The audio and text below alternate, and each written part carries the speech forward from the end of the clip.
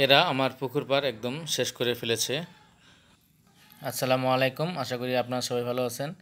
প্রতি বছরের ন্যায় আমি আমার পুকুর পাড়ে আগাম শীতকালীন সবজি চাষ করে থাকি। এখানে লাগানো ছিল ধন্দল, মিষ্টি কুমড়া, মোটামুটি খাওয়া শেষ, কাটিয়ে দেওয়া হলো। পরবর্তীতে আপনার এখানে লাউ গাছ উঠে যাচ্ছে।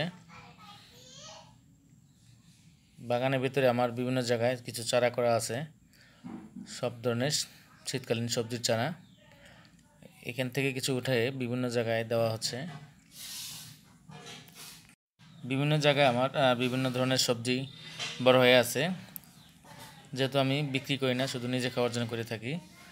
এইদিকে আমার বেশ কিছু সবজির গাছ বড় হয়ে গেছে।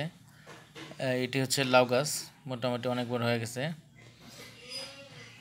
ইঁদুর আমার পুকুর পাড়টা একদম শেষ করে দিয়েছে, সমস্ত জায়গায় ইঁদুরে গর্ত। আজ একটি ধরলাম ইঁদুর। এদিকে আমার মেয়ে খেলা করছে। সবাই দোয়া করবেন। আল্লাহ।